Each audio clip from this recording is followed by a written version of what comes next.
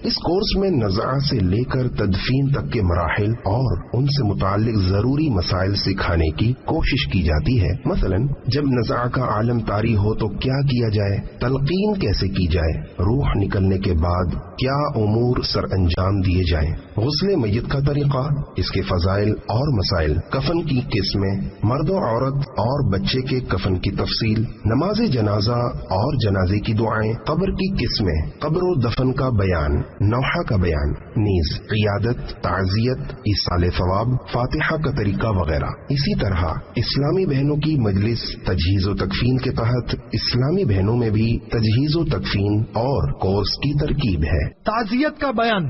تعزیت کا لغوی معنی ہے صبر دلانا، دلاسا دینا، اور اس سے مراد مصیبت زدہ آدمی کو صبر کی تلقین کرنا، نیز میت کے لواحقین سے اظہار افسوس و اظہار ہمدردی کرتے ہوئے دعائیہ الفاظ اور تسلی آموز کلمات کہنے کو بھی تعزیت کہتے ہیں۔ جب کسی کا انتقال ہو جائے تو اس کے قریبی رشتہ داروں کے پاس تعزیت کے لیے جانا سنت ہے، یہ کار ثواب ہے اور اس کے بھی فضائل ہیں۔ چنانچہ اس ضمن میں 2 احادیث مبارکہ ملاحظہ فرمائیے۔ ایک قرات جتنا ثواب، حضرت سیدنا ابو ہریرہ رضی اللہ تعالی عنہ سے روایت ہے کہ رحمت عالم نور مجسم صلی اللہ تعالی علیہ وآلہ وسلم فرماتے ہیں، جسے کسی جنازے کی خبر ملے اور وہ اہل میت کے پاس جا کر ان کی تعزیت کرے، اللہ تعالی اس کے لیے ایک قرات ثواب لکھے گا۔ جنت میں داخلہ۔ حضرت سیدنا داؤد علیہ نبی جناب علیہ الصلوۃ والسلام نے ایک مرتبہ بارگاہ الہی میں عرض کی، یا اللہ عز و جل، جو تیری رضا کا طالب ہو کر کسی غم زدہ کی تعزیت کرے تو تیری طرف سے اس کی جزا کیا ہے؟ ارشاد باری ہوا، میں اسے لباس تقوی پہناؤں گا اور اسے جہنم سے بچا کر جنت میں داخل کروں گا۔ تعزیت کی نیتیں۔ رضا الہی پانے اور ثواب آخرت کمانے کے لیے عاشقان رسول کی تعزیت کروں گا، سنت پر عمل کروں گا، مرحوم کے لیے دعا کروں گا، صبر کے فضائل بتا کر صبر کی تلقین کروں گا، جزا فضا کی صورت میں بن پڑا تو نرمی سے سمجھا کر روکنے کی کوشش کروں گا، مرحوم کے لیے ایصال ثواب کروں گا اور ان کے اہل خانہ کو ایصال ثواب کے لیے تقسیم رسائل اور مدنی قافلے میں سفر کی ترغیب دلاؤں گا انشاء اللہ عز و جل۔ صلو علی الحبیب صلی اللہ تعالی علی محمد۔ شیخ طریقت امیر اہل سنت دعوت برکاتہ العالیہ کے رسالے نیک بننے کا نسخہ سے تعزیت کے مدنی پھول کچھ ترمیم کے ساتھ سماعت فرمائیں۔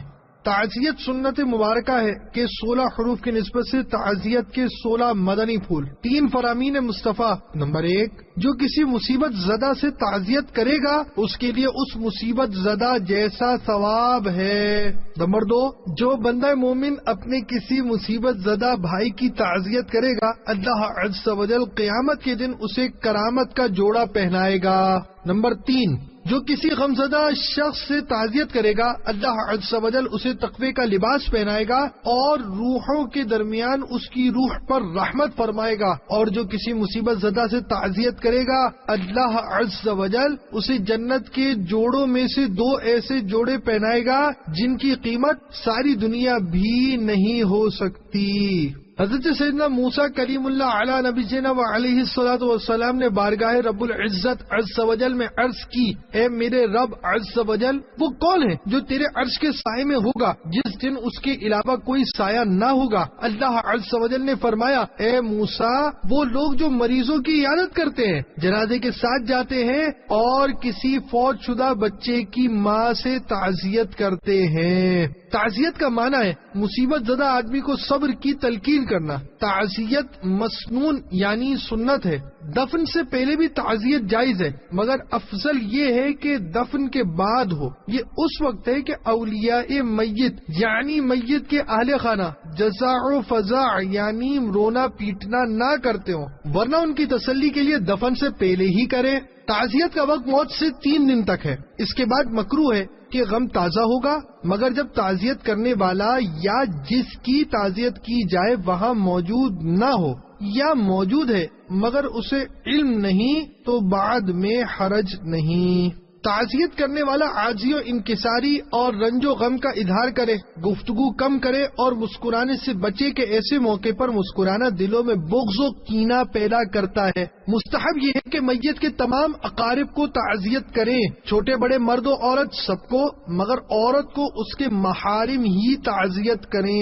تعزیت میں یہ کہے اللہ عز و جل آپ کو صبر جمیل عطا فرمائے اور اس مصیبت پر اجر عظیم عطا فرمائے اور اللہ عز و جل مرحوم کی مغفرت فرمائے۔ نبی کریم صلی اللہ تعالی علیہ وآلہ وسلم نے ان لفظوں سے تعزیت فرمائی، ان للہ ما اخذ وله ما اعطى وكل عنده باجل مسمى فلتصبر ولتحتسب۔ ترجمہ خدا ہی کا ہے جو اس نے لیا اور جو دیا، اور اس کے نزدیک ہر چیز ایک مقررہ وقت تک ہے، لہذا صبر کرو اور ثواب کی امید رکھو۔ میت کے اعزاء یعنی عزیزوں کا گھر میں بیٹھنا کہ لوگ ان کی تعزیت کے لیے آئیں، اس میں حرج نہیں، اور مکان کے دروازے پر یا شارع عام یعنی عام راستے پر بچھونے یا دری وغیرہ بچھا کر بیٹھنا بری بات ہے۔ قبر کے قریب تعزیت کرنا مکروہ تنزیہی ہے۔ بعض قوموں میں وفات کے بعد آنے والی پہلی شب برات یا پہلی عید کے موقع پر عزیز و اقربا اہل میت کے گھر تعزیت کے لیے اکٹھے ہوتے ہیں، یہ رسم غلط ہے۔ ہاں جو کسی وجہ سے تعزیت نہ کر سکا تھا وہ عید کے دن تعزیت کرے تو حرج نہیں۔ اسی طرح پہلی بقر عید پر جن اہل میت پر قربانی واجب ہو انہیں قربانی کرنی ہوگی ورنہ گناہگار ہوں گے۔ یہ بھی یاد رہے کہ سوگ کے ایام گزر جانے کے باوجود عید آنے پر میت کا سوگ یعنی غم کرنا یا سوگ کے سبب عمدہ لباس وغیرہ نہ پہننا ناجائز و گناہ ہے۔ البتہ ویسے ہی کوئی عمدہ لباس نہ پہنے تو گناہ نہیں۔ جو ایک بار تعزیت کر آیا اسے دوبارہ تعزیت کے لیے جانا مکروہ ہے۔ اگر تعزیت کے لیے عورتیں جمع ہوں کہ نوحہ کریں تو انہیں کھانا نہ دیا جائے کہ گناہ پر مدد دینا ہے۔ نوحہ یعنی میت کے اوصاف مبالغہ کے ساتھ یعنی بڑھا چڑھا کر خوبیاں بیان کر کے آواز سے رونا جس کو بین کہتے ہیں بالاجماع حرام ہے۔ یوں ہی واویلا و مصیبتہ یعنی ہائے مصیبت کہہ کے چلانا۔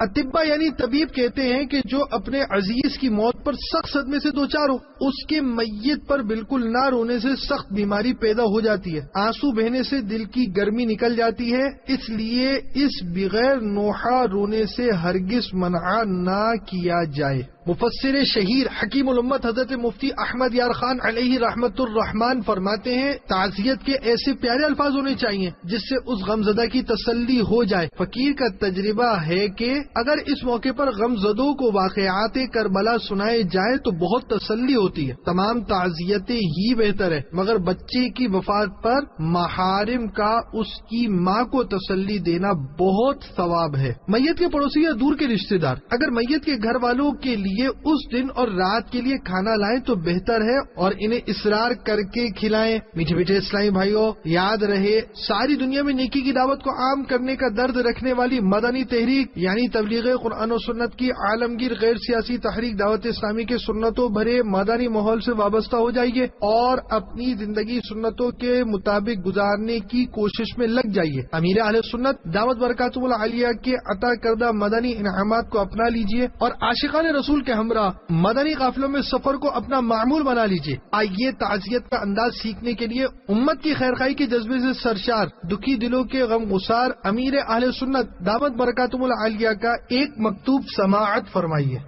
مکتوب تعزیت از امیر اہل سنت دامت برکاتہم العالیہ۔ بسم اللہ الرحمن الرحیم۔ سگے مدینہ محمد الیاس عطار قادری رضوی عفی عنہ کی جانب سے لواحقین مرحوم محمد شان عطاری علیہ رحمت اللہ الباری کی خدمت عالیہ میں مدنی مٹھاس سے تربتر سلام۔ السلام علیکم ورحمۃ اللہ وبرکاتہ۔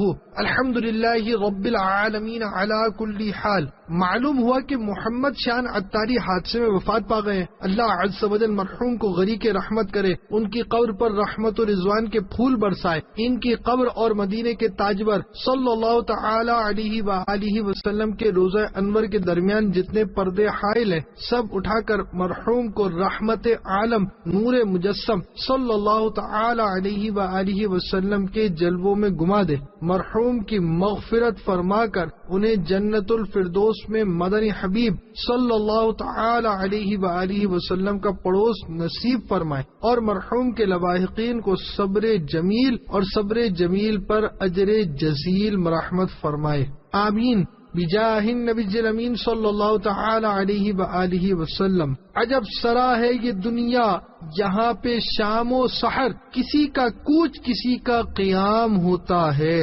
افسوس سگے مدینہ اپنے آپ کو نیکیوں سے دور اور گناہوں سے بھرپور پاتا ہے۔ ہاں رب غفور عز و جل اس امر پر قادر ضرور ہے کہ گناہوں قصور کو نیکیوں سے بدل دے، لہذا خدا مجید سے یہی امید ہے کہ وہ مجھ پاپی و بدکار کے گناہوں کو اپنے پیارے حبیب صلی اللہ تعالی علیہ وآلہ وسلم کے صدقے ضرور نیکیوں سے بدل دے گا، اور اسی امید پر میں اپنی زندگی کی تمام تر نیکیاں بارگاہ مصطفی صلی اللہ تعالی علیہ وآلہ وسلم میں نظر کر کے مرحوم محمد شان عطاری کی نظر کرتا ہوں۔ عجب نیرنگی دنیا ہے کہ ایک طرف کسی کا جنازہ اٹھایا جا رہا ہے جبکہ دوسری طرف کسی کو دولہا بنایا جا رہا ہے، ایک طرف خوشی کے شادیانے بج رہے ہیں تو دوسری طرف کسی کی میت پر آہو فغا کا شور ہے۔ نسیم صبح گلشن میں گلوں سے کھیلتی ہوگی، کسی کی آخری ہچکی کسی کی دل لگی ہوگی۔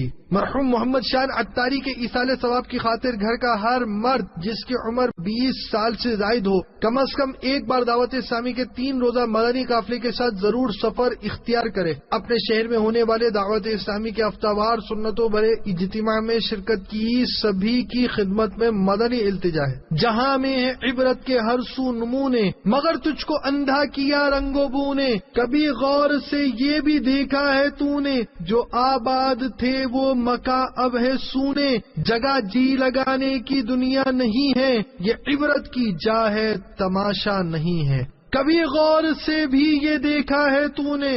والسلام مع الاکرام 30 محرم الحرام 1428 ہجری۔ صلو علی الحبیب صلی اللہ تعالی علی محمد۔